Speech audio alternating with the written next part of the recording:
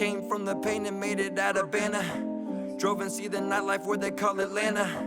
Southside shows for a couple dollars, yeah, yeah.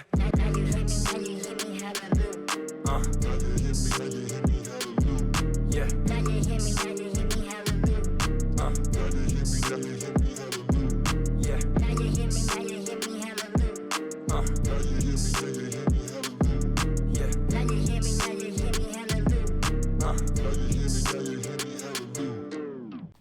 This is the Brew Party Podcast, episode number 67, and we are back,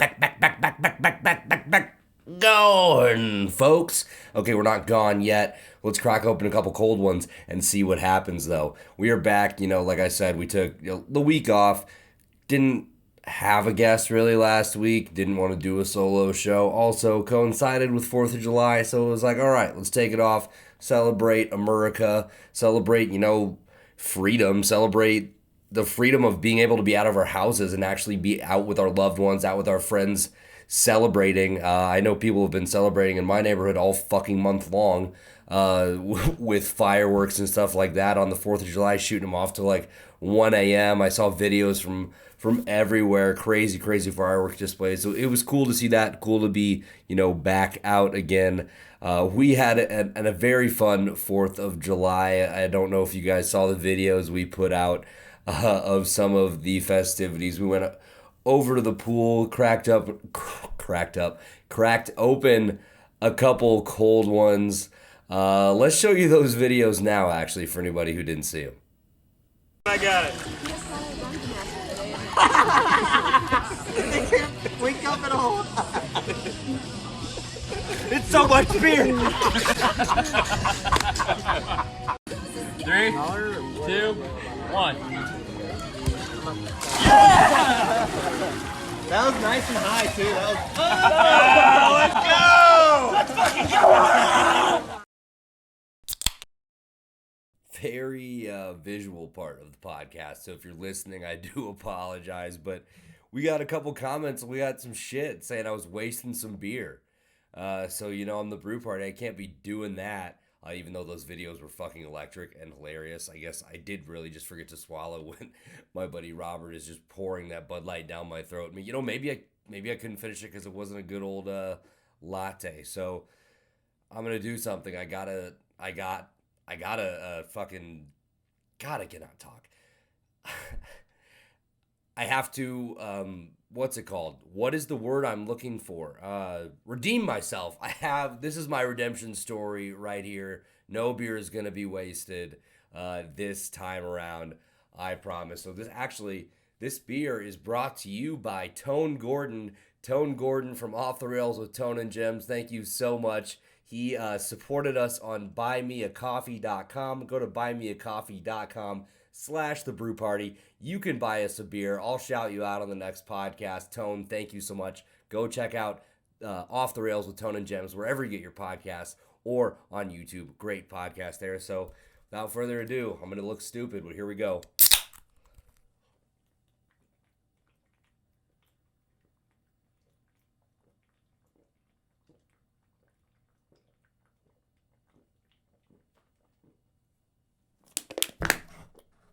Oh, that was so close. So close to being ugly. Oh, but no beer wasted. That makes up for it. Let's fucking go. Again, if you're listening, really shitty part of the podcast. So check us out on YouTube, youtube.com/thebrewparty. You can find all of our videos. This is already so fucking stupid. You can find us on Twitter at The Brew Party. Find us on Instagram at The Brew Party. We're also on Facebook at The Brew Party Podcast. And then find us wherever you get your podcasts: Apple, Spotify, Google, iHeartRadio, TuneIn Radio, fucking www.thebrewparty.com. It's got all of our social media links, all of our episodes with links to listen. I showed you how fucking mature I am that I can't even get through this without laughing because I just chugged a beer. Also, I'm really trying not to fucking throw up right now. But we did it. All of it went inside of me. All of that Busch Light is now inside of me. Think about it. None wasted. I do hate to waste beer, but God, those videos were awesome. Let's move on to some segments, and I'm going to tell you about what you're about to see/hear in this episode. On this episode of the Brew Party podcast, I'm joined by another awesome guest. He is the host of Cage My IQ, an MMA podcast. It's D-Bake. Daniel Blakely joins the Brew Party podcast because it's fight week, ladies and gentlemen. McGregor, Poirier, part 3, the trilogy. This is the winner-take-all fight, and we got to break it down. I have to get more MMA content on the show, especially for a fight as huge as this, a card as big as this. Stephen Wonderboy Thompson on the card. We have Sean O'Malley on the card. Greg Hardy, the ultimate piece of shit, on the card for some reason. I'm not Dana White, though. I don't make those decisions. I'm just telling you who's on the card. But it's going to be awesome. It's going to be an awesome Saturday night. We get into a bunch of different scenarios. You know, we talk about what is really going to be next for McGregor if he wins, what's going to be next if he loses. Same thing for Poirier. A lot of things on the table, nice discussion. We also talk about the recent UFC news, the Colby Covington kind of leaking the Poirier. I shouldn't say kind of. He did leak a Poirier training session, trying to claim he was dirty. Bunch of people coming to Poirier's defense saying, not so fast, my friend. Looked pretty ordinary. I mean, I'm not an MMA training guy, but I'm going to trust what most of the other fighters, or I shouldn't say other fighters like I'm one of them, most of the fighters that came to his defense had to say over just a general piece of shit and douchebag like Colby Covington. So we have that. We talk about the Francis Ngannou snub, the interim heavyweight title fight that has now been set up for UFC 265. Kind of why, I asked D-Bake why he thinks that happened. Could Ngannou's tweets about the fighter pay have something to do with it? Will we see an increase in that? Will we see an Ngannou Johnny Bones Jones fight at some point in the future? At least I hope so. Awesome stuff. And then make sure you stick around for the very end because he gives us his D-Bake parlay of picks for all 5 fights on the main card. Going to be awesome. And I think they're all have a very legitimate chance of happening. So I'm going to be putting that together on a graphic. Going to be tweeting that out, putting it on Instagram and Facebook and all that good stuff. And make sure you stick around for the end of the podcast, for the end of the video, whichever one you are listening, whether you're watching. It doesn't really matter. Let's all make money together. Let's all be degenerate gamblers together. So awesome interview with Daniel Blakely. Go check out Cage My IQ on Facebook, on YouTube. They're on Twitter. They're on Instagram. He'll tell you where you can find them shortly. So we'll call this one Try Not to Freak the Fuck Out, Illini fans, because I'm doing my best not to. So Kofi Cockburn announced earlier this week that he was entering the transfer portal, kind of like a collective, what the fuck is going on from Illini Nation. Today, he withdrew his name from the NBA draft. So he is coming back to school. Might not be in Champaign. So he said the Illini are still very much a possibility for a reunion. I think I don't want to call them the front runner, but they definitely should be. Now Kentucky is apparently in the mix as well. You know, they do have the 2 former Illini assistants as Orlando Antigua and Chin Coleman jump ship, join the Wildcats this offseason. Could they be poaching the big man down there? I mean, that would be every Illini fan's worst nightmare, as much as everybody already complains about Kentucky anyway. I mean, either way, Kofi, you are a Fighting Illini legend. You are a legend in Champaign-Urbana. I thank you for what you've done for this program in your 2 years here. But I gotta say, why not run it back, brother? You're gonna have the best point guard in the nation in Andre Curbelo running the show. You're gonna have a bunch of tall, lanky shooters on the outside that you're gonna be able to kick it out to. Why not run it back in the best conference in the nation and take this team to a deep NCAA tournament run that you guys deserved last year? I know there was a lot of stuff, every prospect that's thinking about going to the draft has people in their ear. Kofi was very, very sure, I think, that he was going to get drafted. Sometimes it always doesn't work out. But, I mean, with this NIL deal, it doesn't really matter, dude. come back to Champaign. Illini fans, let's fucking take care of this guy. Please. Like, I know this is just going to turn into like a bidding war at this point, but I mean, his decision it affects the entire landscape of college basketball. He immediately like makes a team from, I mean, nobodies to potential championship contenders. And I mean that. And especially a team like Illinois. I mean, Illinois is not nobodies, but look at how this roster is already constructed. You bring Kofi back, and it's just, let's go. We're right back where we started last year.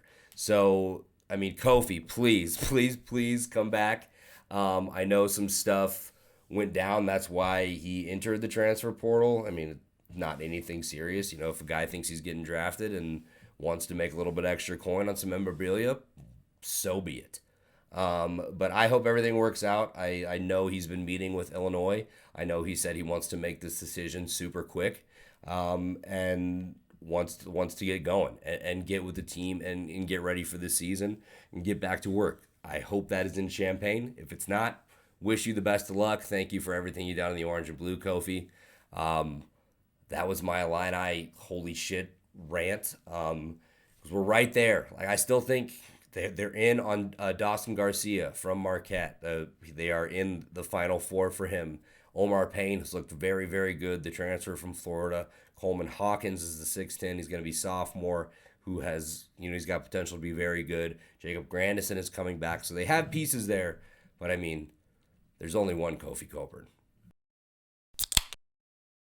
Game 1 of the NBA Finals is in the books, ladies and gentlemen. Suns in 4 is intact.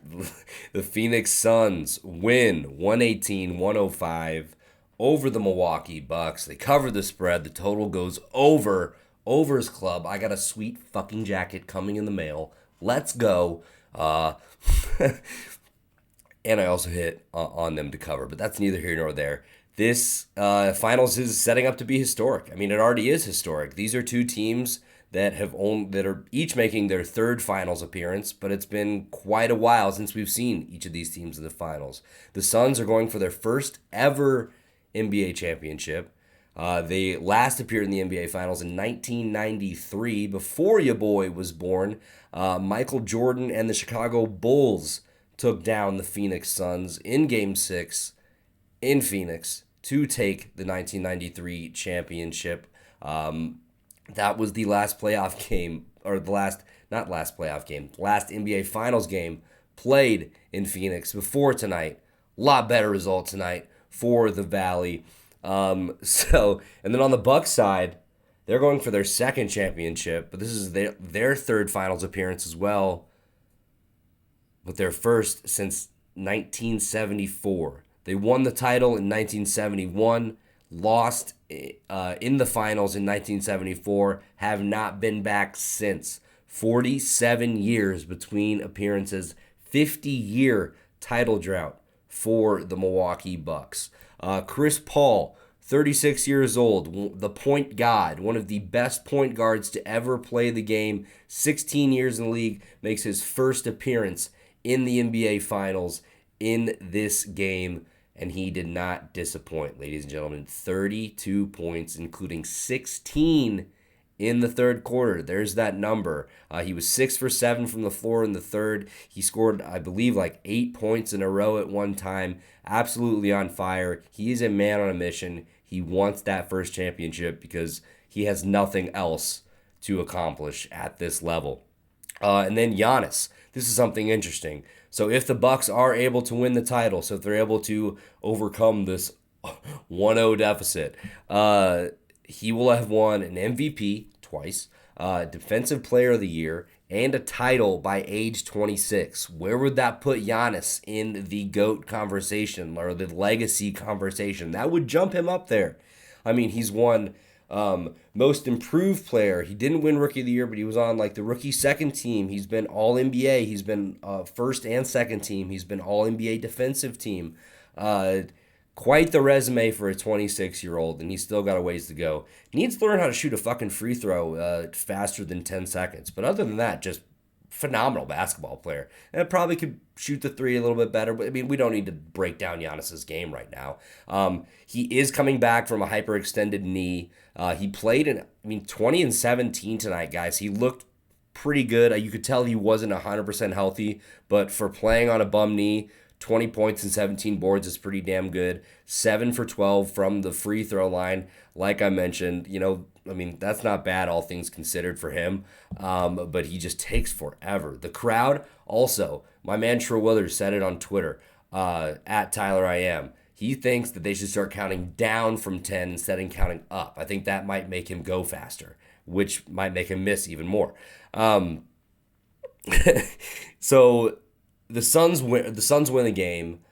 The first half was pretty close. The Suns ended up being up by 8 at halftime, but it was pretty back and forth.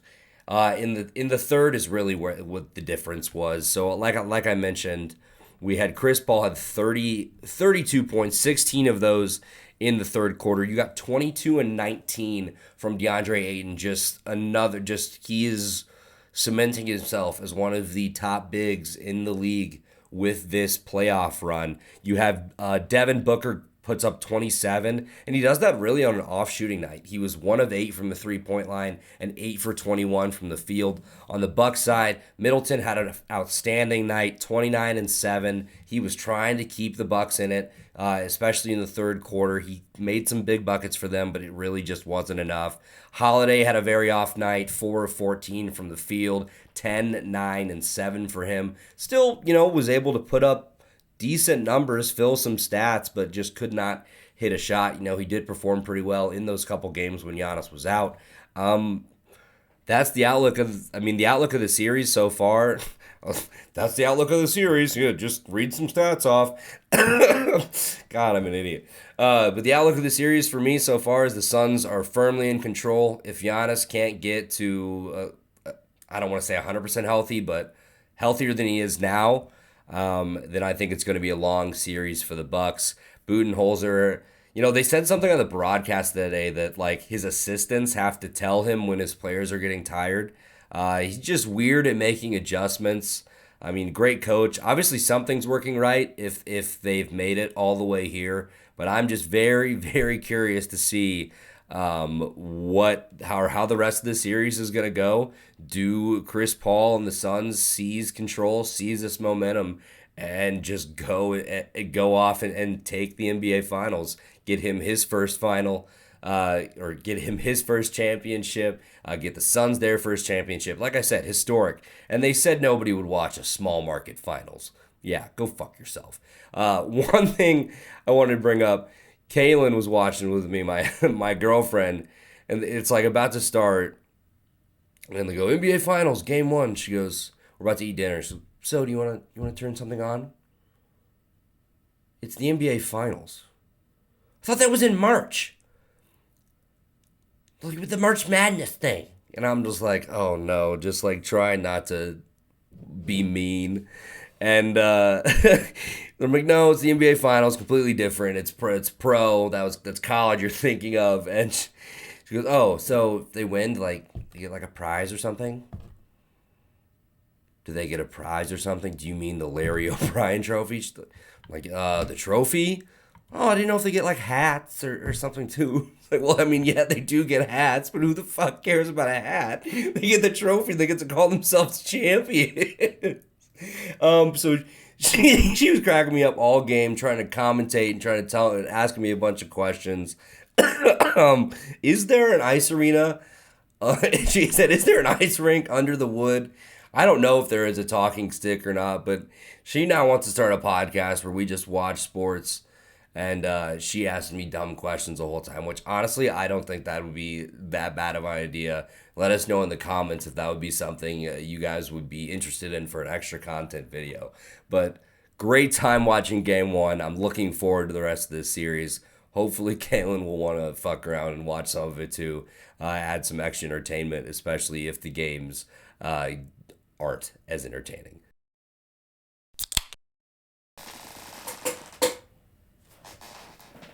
Oh, yeah, hockey, Stanley Cup playoff finals, Lightning up 3-1.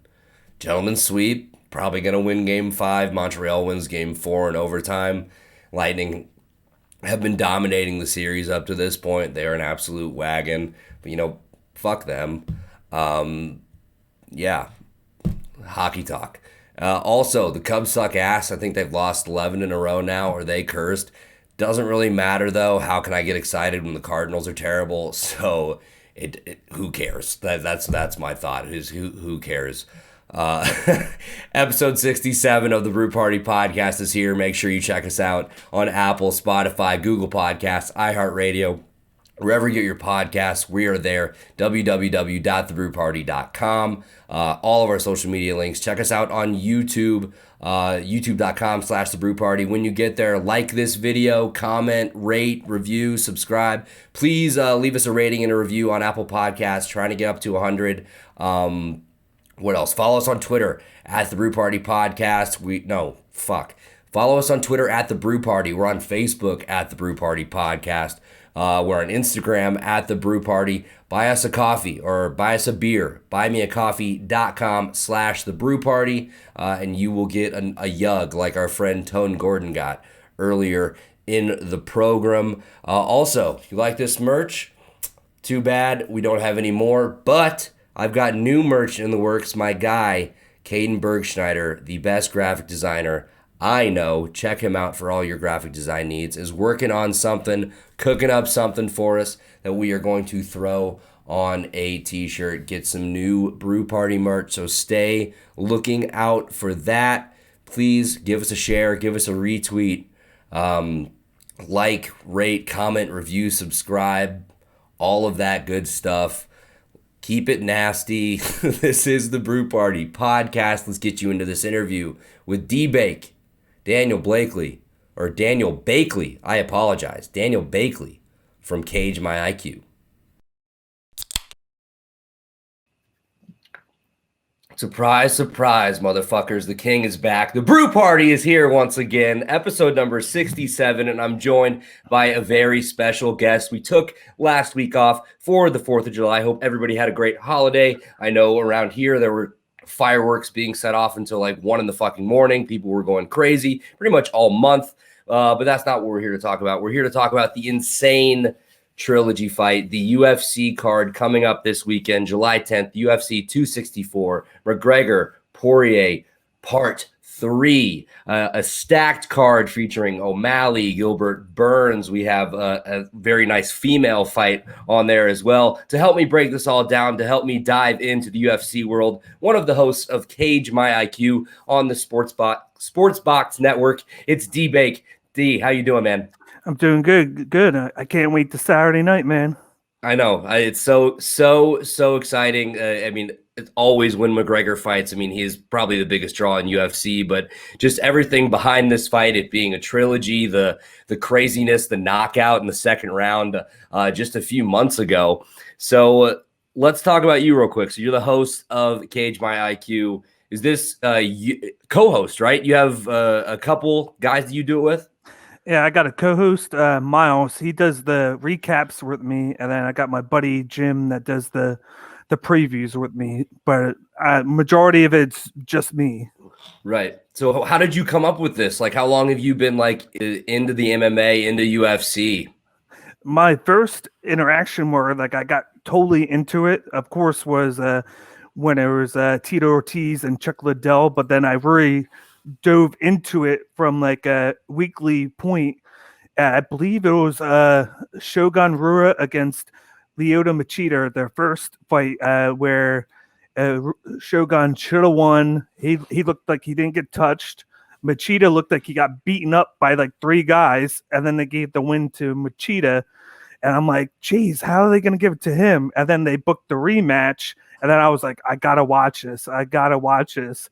And then from there on, after he won, Shogun won that, and then I actually, funny story with that, I started getting into the video game. And then the first one, and me and my buddy are playing, and we're like, "There's this one guy here. He looks good, but he's green. He's just up and comer." And then that's when I noticed John Jones in the game, and when he was coming up in the fight night scene before he got into the main event. And then from there on, it's just been every week every other week, just watching it, just getting sucked in. Right.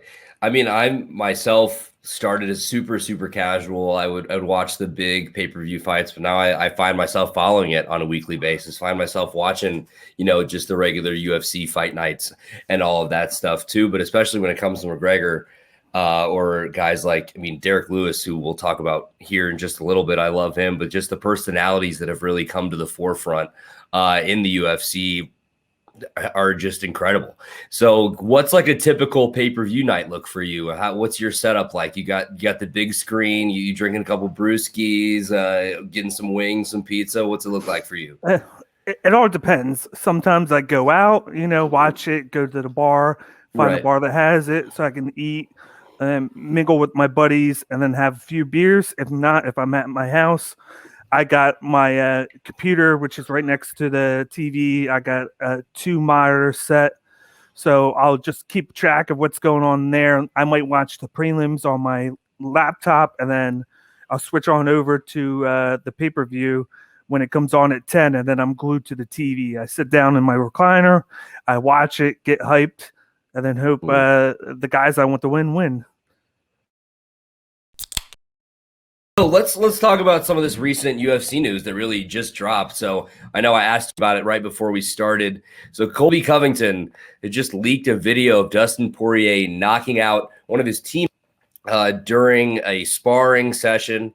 And here I have the tweet. Actually, I'll read it off. It says, the guy wearing full Nerf gear, head to toe to protect his face and his feelings is Poirier. So Poirier's got on like full gear, headgear. Yeah. His opponent does not.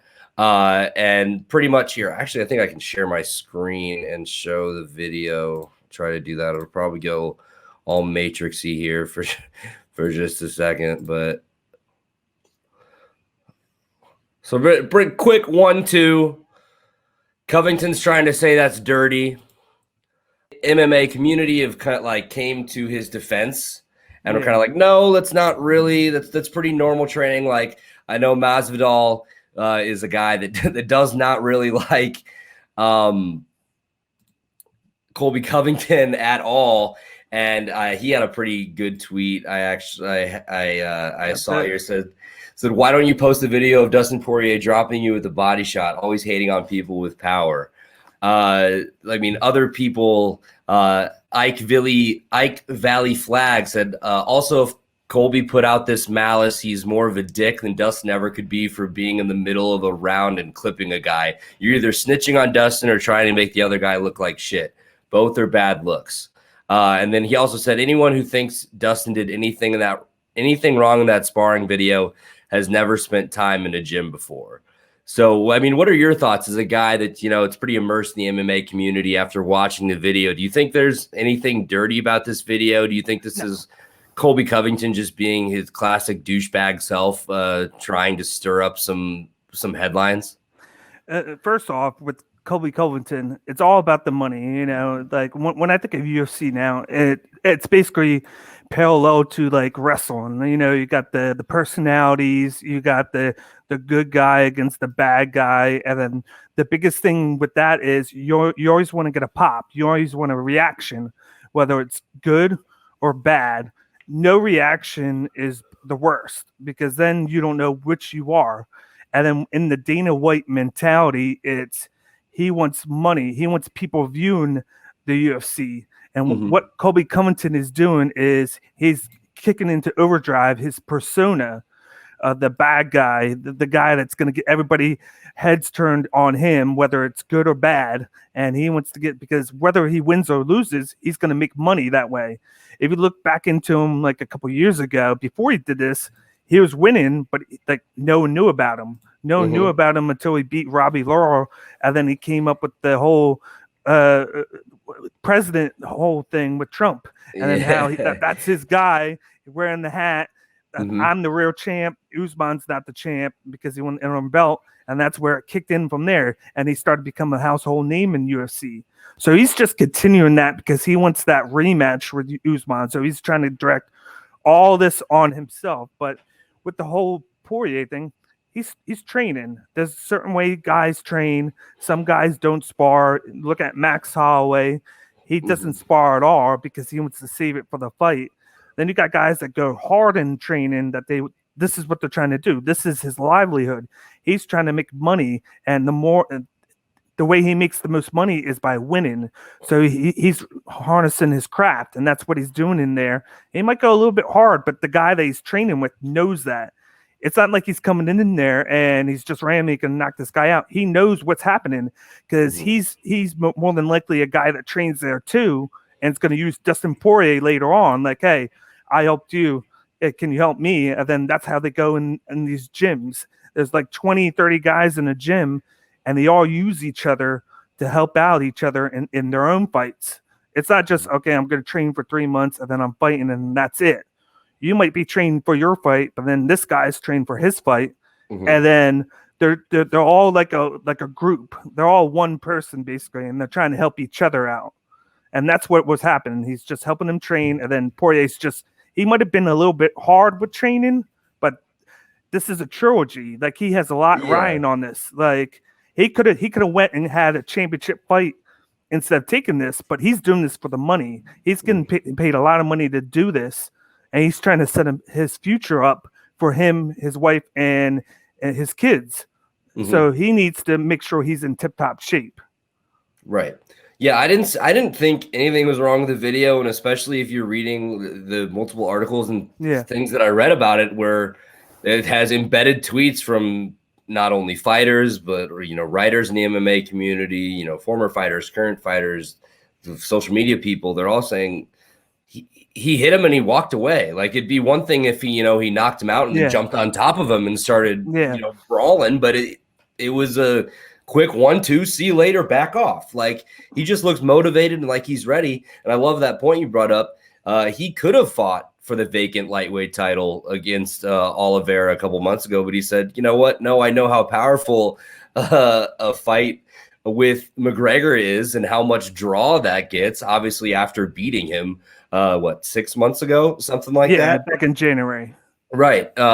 He's like, yeah, I'm going to go ahead and take that paycheck. And then, he's basically betting on himself, saying, I'm going to win here, and then I should get another chance at the title. And Dana White has already said he wins this, he's automatically getting a title shot in his eyes because he deserves it. He deserved it the first time, but he chose to go this route for the money. Yeah, I mean, and you can't blame him. No. Speaking of the money, one more topic I wanted to bring up before we really dive into 264 was this whole Francis Ngannou thing, because he had tweeted recently something about fighter pay, something that has been a hot topic in the UFC for a long time. A lot of people believe that the fighters don't necessarily make enough money, unless, there are certain ones that if you have a big enough draw, sure. But like the basic fighter, they're just trying to raise, the wages. Basically, Dana White can pay these guys pennies on the dollar because of these contracts that they sign. So Francis Ngannou tweets out, I don't even know what the tweet was, but something about fighter pay a few weeks ago. Remember, 3 months ago, he just won the title, and now they have announced next month an interim heavyweight title between Cyril Gane and Derek My Balls is Hot Lewis.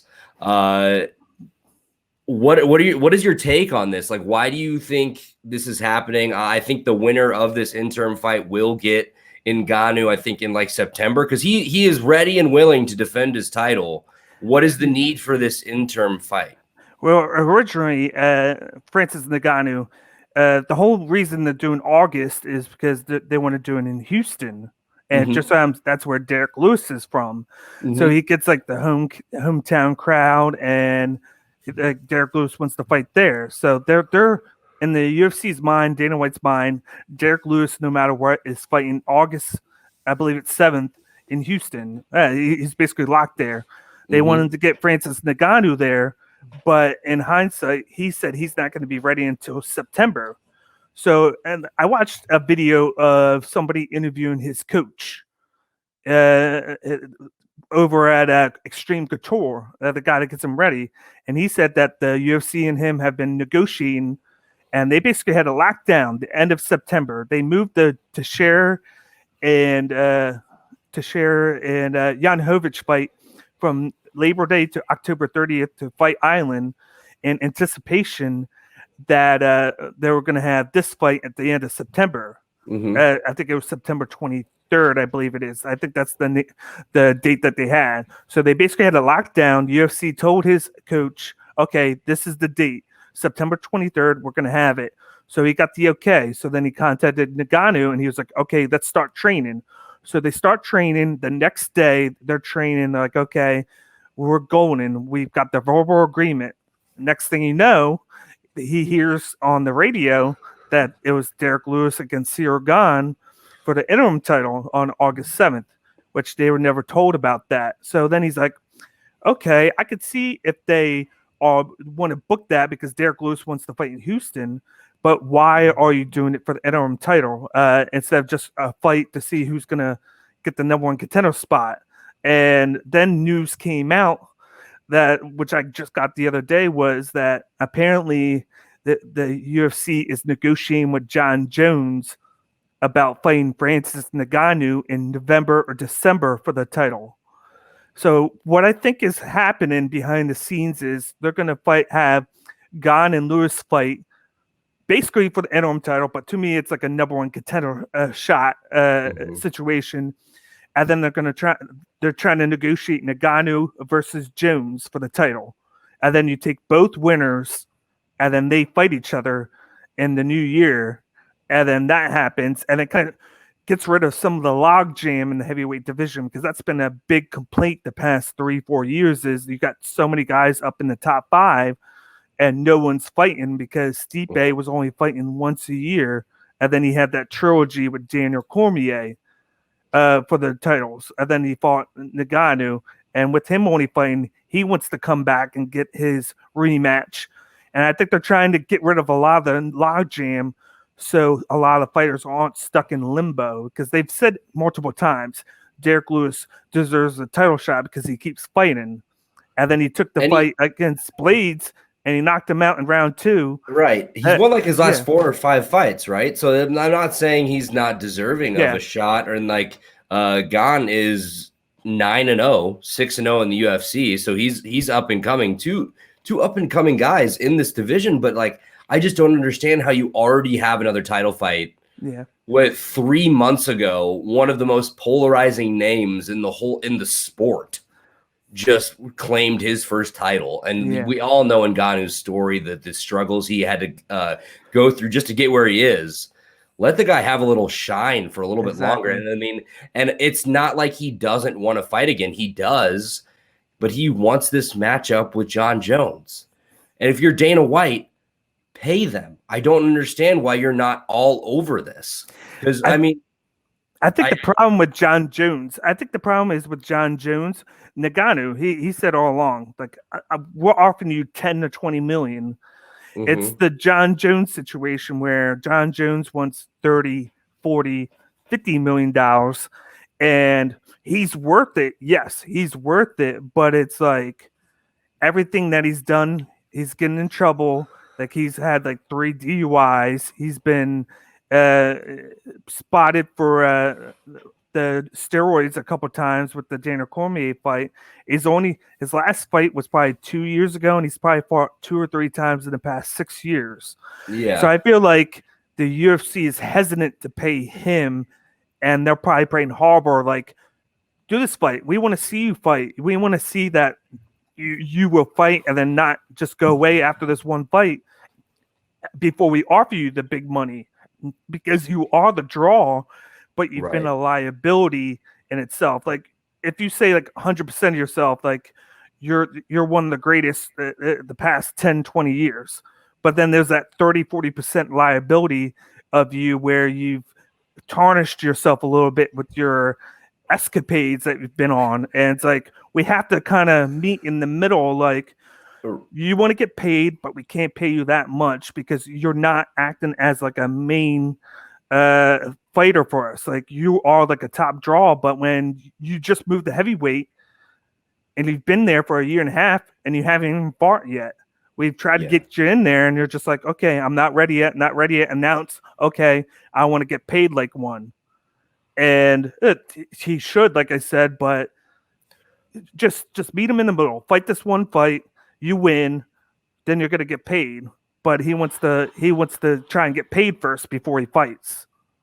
And that's something I don't agree with. I think he should, like I said, meet in the middle. Like if it's not 10, it's not 30, maybe meet at 20 million, and then you're good. Because I don't think on any of the problems on Ngannou's side. I think they see something in Ngannou.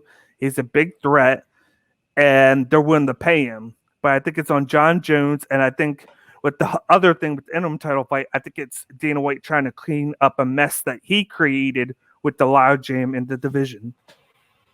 Yeah, I think that's very interesting point you brought up, because it's almost similar to, the Conor coming back. I mean, obviously his peak was, probably 2016, and then in 5 years he fought like 3 times.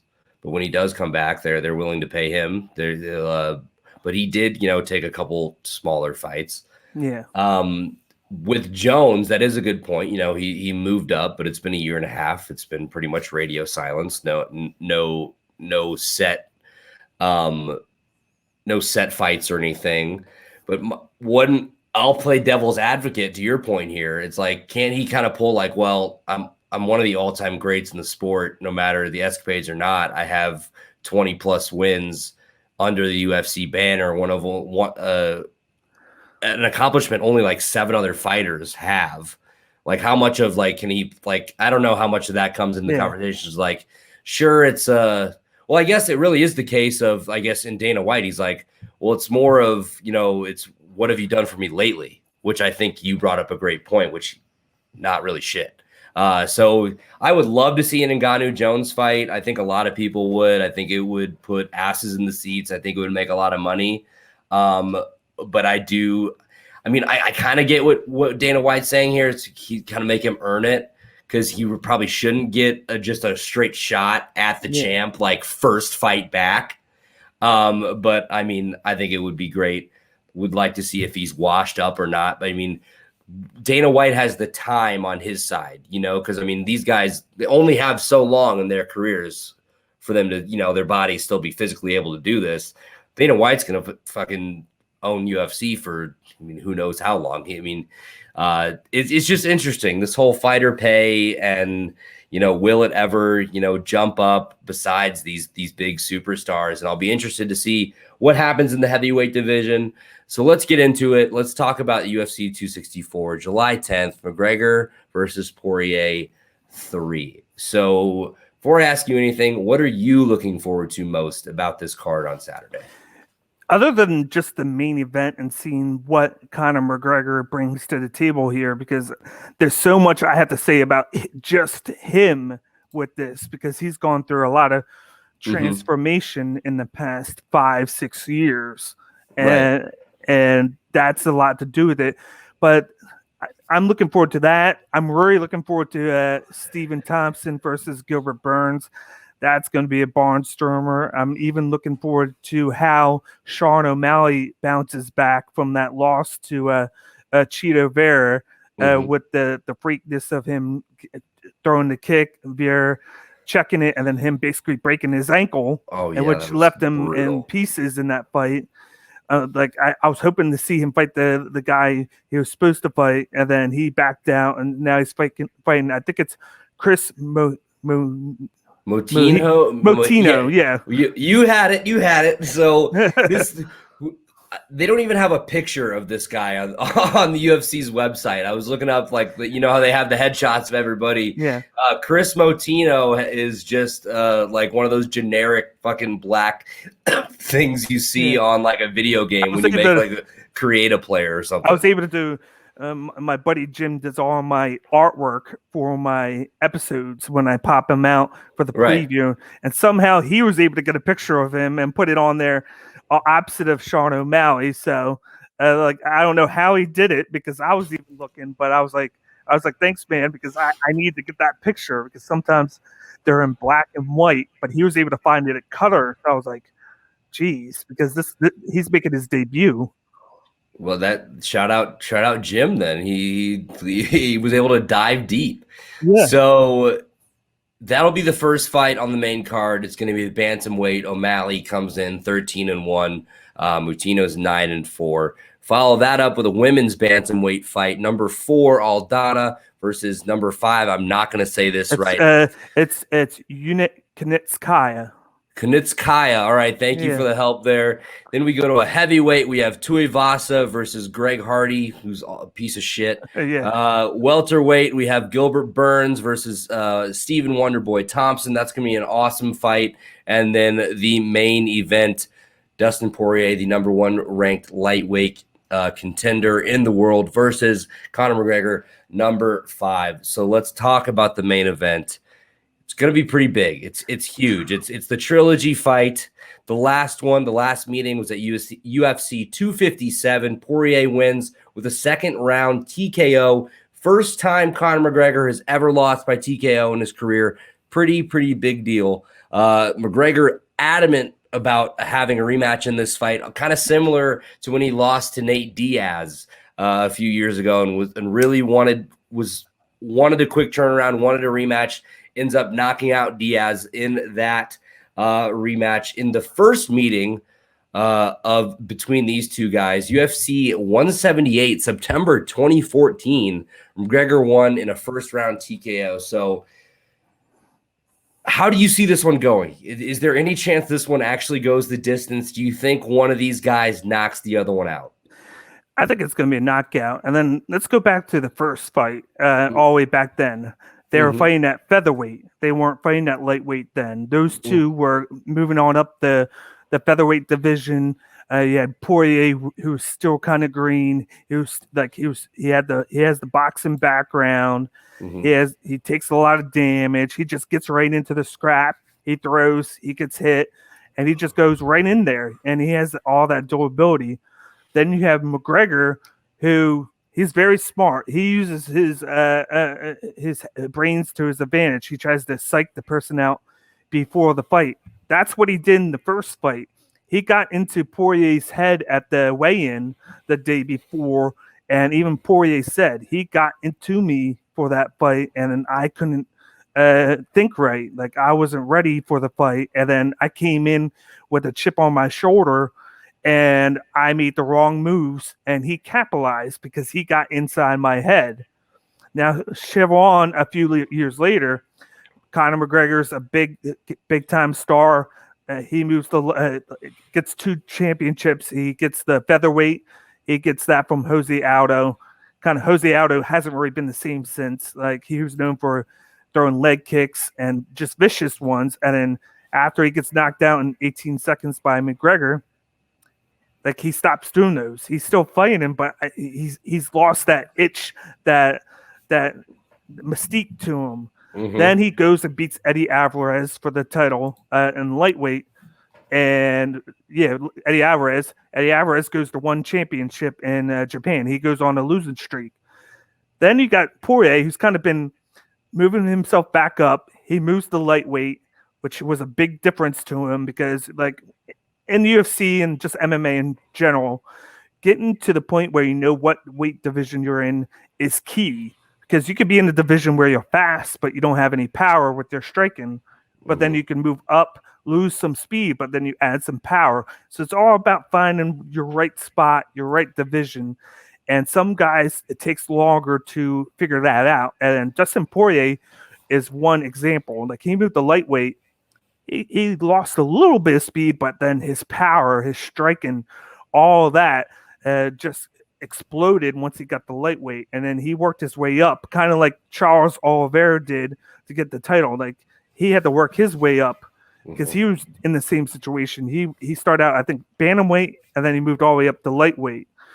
But then they had that second fight. Like, I think the difference with McGregor is, I think he just lost a little bit before the second fight when he did the Mayweather boxing mystique, when they did that, because when you look at McGregor, he was more like a karate styled stance. He would stand like a karate, use his distance. He would kick you a little bit, He had a little bit of takedown experience within his game, and then he just strike you from a distance. He makes sure that he's not getting hit because of his tall statue. He doesn't do that anymore. Ever since that Mayweather fight, he's more about the boxing aspect of MMA. He stands right in front of you. He doesn't do the karate stance. He stands in front of you and he trades with you, and then that's basically it. He's lost a little bit of the mixed martial arts. It's like a sparring session for him. And Poirier has kind of harnessed more of an all-around game to him. Like I said before, he's a boxer coming in. His striking is just lethal. He can take hits. He has durability. And then right before the second fight, Matt Brown, one of his coaches, comes to him, is like, I see a weakness. Just kick him. Just hit him with the calf kicks. He doesn't block him. He doesn't do anything. Add that to your thing. He's never going to know that you're going to do it because you've never done it before. He does that. Everybody looks at the second fight and sees McGregor getting beat because it got knocked out. McGregor was winning that fight early in the first round. He took the first round. Mm-hmm. But at the last half of the first round, Poirier started to kick him like several times, and then they were hurting him. Like McGregor wasn't expecting it. His leg was getting red, and then he was losing a little bit of mobility because he got hit probably like 7-8 times in the leg. His leg was fucked up. He was walking with a cane. Yeah. When we left. His leg was fucked. So he starts slowing down dramatically. Like he put a lot into that first round. He was confident, and boom, leg kick. And then he was like, holy shit. Like, what just happened? Like, yeah, right? Like, he didn't expect it. It was just like he was trying to process too much. Start of the second round, it was more of the leg kicks, more of this. If you notice when he gets hit with the last leg kick, he kind of is falling back because he's trying to evade it. He's falling back, and he was already falling down when Poirier hits him with the shot to the face. So he was already falling down, and then Poirier connects with it, and then he's done there. But then he gets a couple more in, and then he's done. And then, like, I want to circle back to Colby Covington. Everybody hates Conor McGregor for the personality, but I give him his due because when he loses, he owns it. He's like, I lost. I can't say anything about it. But then he goes, but I want a rematch. Like, I want to see if I can test myself. And then it goes back into vintage Conor McGregor talking shit. Like, I'm going to start blocking these leg kicks now. I'm going to make this money all just for the show. It's just a show. And to me, it's like, I got to see him start coming back to old school McGregor, because if he was doing Ireland training, he'd be training the whole time, this and that, doing old school vintage. But I think getting big, having that Mayweather fight, which gave him like hundreds of millions of dollars, having this proper number 12, where he had it, came out with it, sold his shares for $600 million, and then moving to Las Vegas, where he's at. He lives there, and then he's in Abu Dhabi also. He's stretching himself too far with everything. He's not focused on training. He's focused on everything else, and then training is just for the money now. He's focused on fucking dollar bills, bro. It's all business with him, which I mean, you can't blame him. Whereas when he came up, he was broke as shit. His girlfriend was actually funding him to train and then working so that he could train just to try and get big. I think he lost that drive somewhere after the Mayweather fight, which is big because he changed everything. And I think he's too stuck up on that. And that's why in this third fight, unless I see a little bit of change in him where he's going to block leg kicks, he's going to go back to that karate stance to limit the damage to him, this is going to be tea time for Dustin Poirier, and he's going to just knock McGregor out. And I'm a big Conor McGregor fan. And I think at this point, unless I see a dramatic change, it's going to be hard for me to go his way. And right now, I'm going second round knockout for Poirier because he's just hungry right now. He wants it. He wants the title bad that he lost to Habib back when he was the interim champion, and he lost it because when I watched Poirier just beat the shit out of Max Holloway, and Max Holloway is a beast. He is a beast. And he just beat the shit out of him for the interim title. I was like, this guy is for real now. He has changed. He has that hunger now. And then he goes and loses to Habib, and then everybody knows Habib now because he 29-0. Everybody wanted him to go 30-0, but he decided not to. But he should have had that title, and then he was like, nope, I want the money. I know the money's with McGregor because it's the personality. Everybody flocks to McGregor because he knows how to sell a fight. He just like this. He comes back. He's I think ranked 5th or 6th in the division, and he's getting a fight like this, and they're calling it the biggest fight of the year. Exactly. And he's ranked number 5 because he knows how to sell himself. So how can it's like if we circle back to the John Jones thing real quick, it's like I think that's also a reason why Dana White's like, I don't need you because I know I can get Conor to fight at least twice this year, maybe 3 times, and I won't need that fight. I think the top three grossing pay-per-view events in UFC history are McGregor. Exactly. And you have Amanda Nunes, who's on 265, who's arguably not even arguably, I'm going to say probably the best female fighter in the history of the UFC. People don't care. It sucks, but like her pay-per-views are all like they do less than 100,000 people. I think minus a couple of them where she's been like a co-main, and that's less than Demetrius Johnson's pay-per-views are doing. And that's what Dana White always said about Demetrius Johnson. He didn't have a big enough draw. He wasn't big enough. It's like, well, your biggest female star can't even outdo him. And then they had a good one with Cyborg. She knocked her out. Cyborg goes to Belcher, and then that's a whole different story. Like with the fight pay and then everything all of with that. But I had a couple. I had a couple points I wanted to bring up. So you said Poirier in the second round. Yes. I'm a betting man, so I wrote this down. So Poirier to win by finish plus 145. By KO, TKO, or DQ plus 175 to win in the second round plus 600. That'd be a nice little payout there. Yeah. You might want to look at. Also, you brought up his dominance since coming back to the lightweight division. Dustin Poirier switched back to lightweight in 2015. He is 11-2 since moving back and wins over guys like McGregor, Max Holloway, Eddie Alvarez, Gaethje, Anthony Pettis, Dan Hooker, Jim Miller. He's also the only guy to ever finish McGregor via strikes.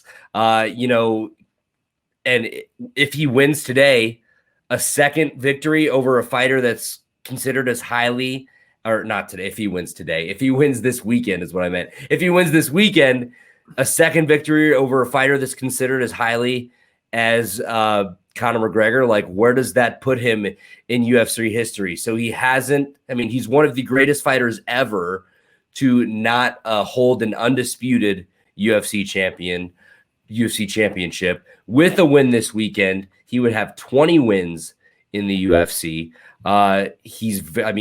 You could say he has a very legitimate chance to break Cowboy Cerrone's all-time UFC wins record with 23. And then on the McGregor side of things, something I wanted to bring up is, I don't know if he has that drive anymore because, he's not in his peak. It's not 2016 anymore. The week after this fight, he's turning 34. I just don't think he has that drive of being a young nobody out of Ireland trying to make his name anymore. Like we've said, you said it earlier, the top 3 pay-per-views in UFC history were all McGregor fights. Like, he knows his draw. He knows, I don't think he's just there for a paycheck because to a certain point, yes, but it's like there's a high risk and reward here for him that he's taking. He's risking, if he loses, he's probably like done in the elite conversation of fighters in his division. With his name, he'll probably still be able to get a couple big name fights, but will the rest of the UFC fans take him seriously as a title contender? Probably not. But if he wins, if he beats the number one lightweight contender in the world, does he get an automatic shot at Oliveira for a championship? Like, what do you think here? Like, It'd be hard pressed to say no. right. There's one guy in particular that I would say otherwise, with Justin Gagey, who has been sitting on the sidelines for a while since he won the interim lightweight title. He won that, then he lost to Habib. He looked good in the first round against Habib, and then of course Habib beat him, and then Habib retired, and then he's been looking for like a immediate rematch, not just with Habib, just for the title since then, since October, and that just hasn't been anything that materialized for him. So he hasn't fought since. And the rumor has it that he's just waiting because he wants a shot, because he thinks that he lost to the champion then retires, and you got all these guys around him fighting, but he's not getting anything. And he's like, I'm ranked at the time last month, he was ranked number 1, I think.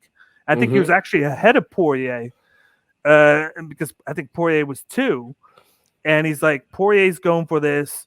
I think it was originally going to be Poirier and Gagey, and then somehow they threw in Oliveira, and then they made it Oliveira, Poirier, and then Poirier was like, I want McGregor, and then they made Chandler because they just signed Chandler, and just everything just went sideways for Gagey, and he's just been sitting since. So I feel like they're going to give it to McGregor, but in reality, I think still with the McGregor win, that Gagey would deserve it, unless they get something booked with the Oliveira versus Gagey first, and say like October, and then by January, McGregor could fight again and then fight for the title. It would work out perfectly. It's just a matter of when they could get Oliveira to defend the title first. Right, I do.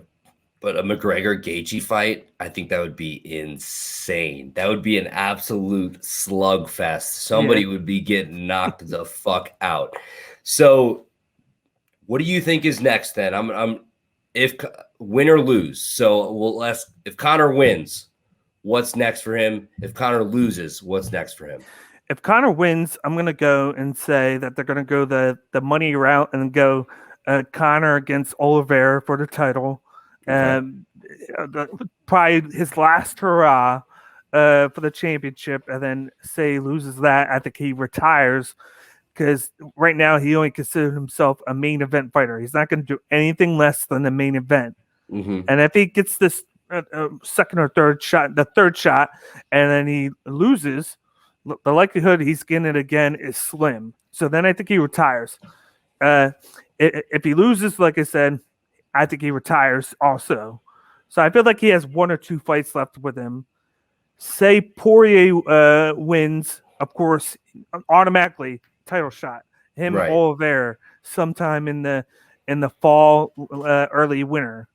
If he loses, that's a tough call, but I would be dead pressed to say Dustin Poirier and Michael Chandler for his next fight. If he loses, yes.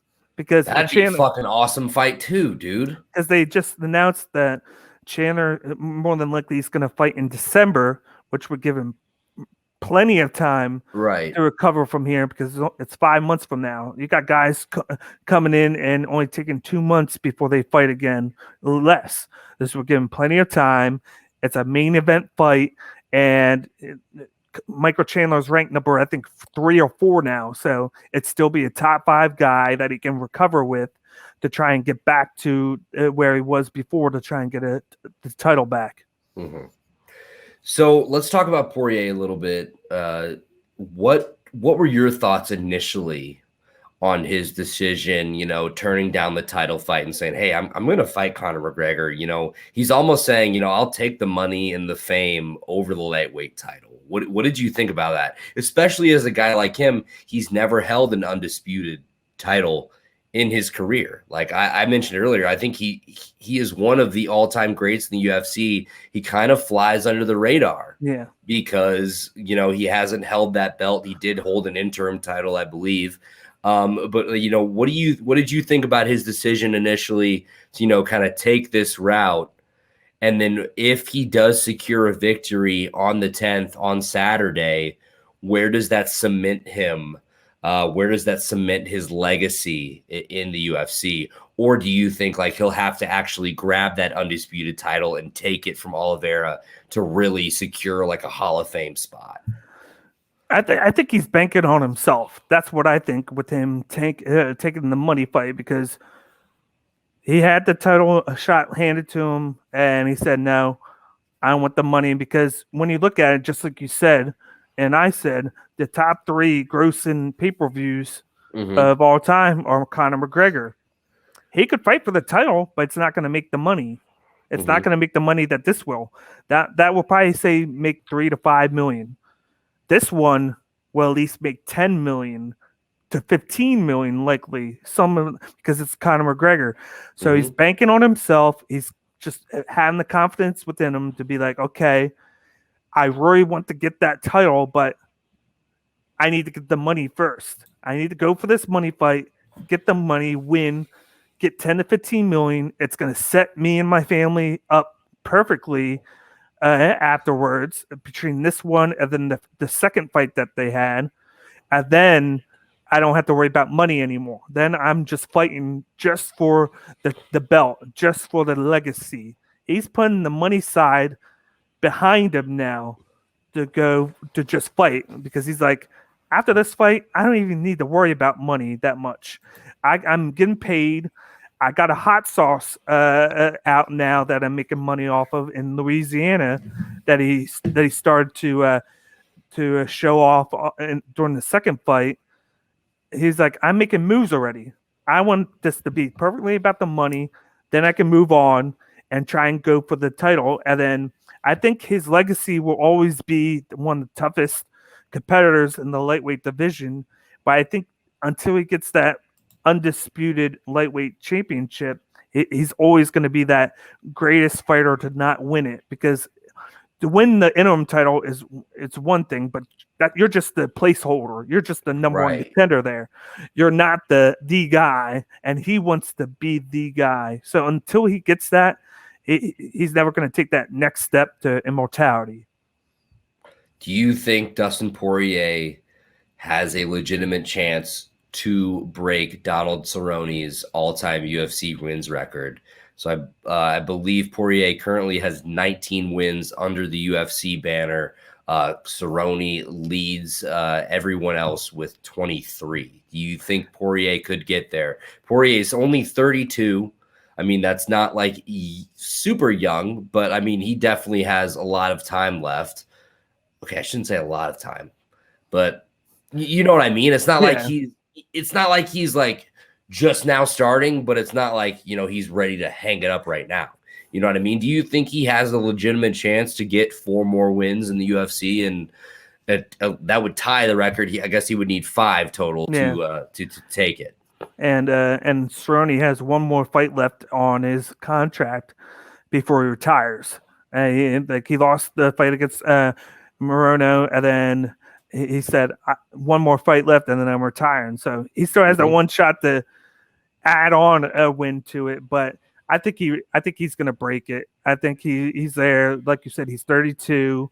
A lot of these fighters are going into the 40 now, and then with how the UFC and MMA has progressed over like 10 years ago, where 10 years ago a fighter making his debut is like 30 years old. Now you got guys debuting at 19, 20, 21, starting sooner. So you're going to see a lot of guys breaking records now for fights, because they're getting their career started way sooner than what the guys did before.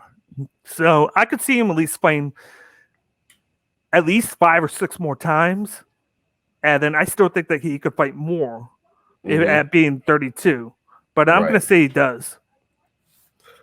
So if he wins on Saturday, automatic to Charles Oliveira, who is another opponent you'd like to see Poirier face? I know we mentioned Gaethje with McGregor, but I think the Gaethje-Poirier fight would be great. But there's just so many in the lightweight at the top. And they fought already where Poirier knocked out Gaethje. Right, but a rematch there would be Yeah. great. I just any other names come to mind for you? Yes, there's a guy coming up. He's ranked number, I think, 10 or 11 now. Islam Makovech. He's going to be main eventing, I think, next week's pay per view or the week after that. Mm-hmm. I could see him being a threat. He's trained under Habib. He has that Sambo background, and then he fought. I think he fought on that same card that Habib retired on. But he's a guy that's going to be a threat in that lightweight division moving on up because he's at, like I said, he's at 11 right now. I could see him being a threat just because of his wrestling and just the way that he reminds me of Habib. Cool. So let's talk about the rest of the card. One thing I wanted to get to first. Yeah. Let's talk Burns and let's talk Wonderboy, because this is kind of Wonderboy's last hurrah. You know, he's 38. You know, he is currently the number 4 ranked contender in the world. Yeah. Burns is number 2. But Wonderboy is actually the betting favorite going into this. He is, I had it written down somewhere. He is minus 155 is the favorite over Burns at plus 125.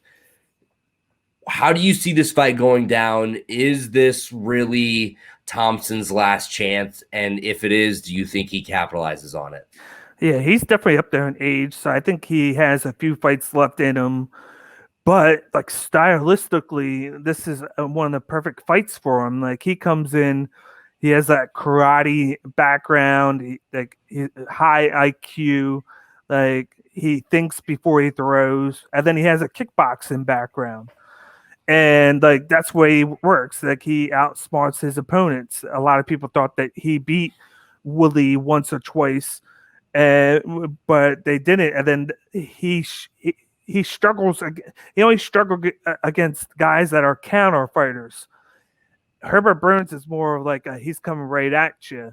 Herbert Burns started out in the featherweight division, moved on up to lightweight, and then recently, the past couple of years, moved up to welterweight to fight.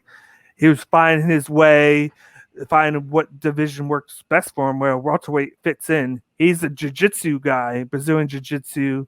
He's all about getting the fight to the ground, using the submissions and whatnot. Ever since he came to welterweight, he's been harnessing his striking, his jabs, like a little bit of boxing. But like he comes right at you. He comes right at you, explodes, and he can knock guys out. Like he knocked out Damian Maia, who is like the god amongst jiu-jitsu fighters. And he knocked them out. And when people thought that it was going to be this grappling expose, because they're two top guys. Like you look into watching Burns get ready for that Usman fight earlier this year. He's in his backyard with all these boards with all this information on all of the fighters that he's fought, and then his weaknesses, his strengths, and whatnot. He's always constantly thinking in his head, what do I need to do this? What do I need to do that? Stephen Thompson does that in his head. He does that in his head. He doesn't need to do that. He has that background. And lately he's been, if anybody knows Thompson, he's kind of related to Chris Weidman now. Chris Weidman is married to Chris Weidman's it was Stephen Thompson's brother is married to Chris Weidman's sister. So they ever since then, Weidman's moved down from New York to South Carolina, and they train together. And he's gotten a little bit better since Weidman's been down there. He's kind of like picked his brain, worked with them, added a little bit to his game.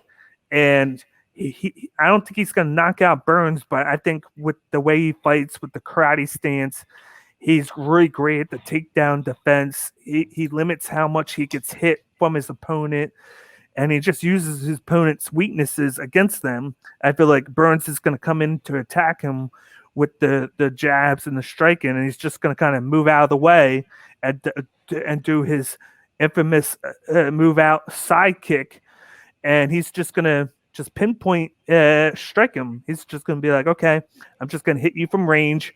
You're never going to get close to me, and he's going to win by unanimous decision. And because he's just going to put in a lot of work, and he's going to let Burns' aggression kill himself.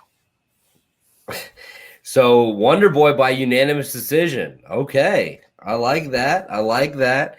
What other fights on this card are you really looking forward to? I'm looking forward to Irene Aldana and Unit Kunitskaya. Fun fact, Kunitskaya is the fiance of Thiago Santos, the light heavyweight, the guy with the hammer tattoo on his. Oh his stomach. Yeah, that's her fiance. So she trains with him. That's very intriguing matchup to me because you look at Aldana, she has a big boxing background, so she's going to do a lot of that, but she doesn't really do anything else. It's just a lot of boxing. She's trying to get in front of you. She's trying to knock you out. Whereas Kunitskaya, she's still kind of developing, but she's more into getting into the clinch with you, elbowing you, punching you, keeping things close, and then maybe take you down.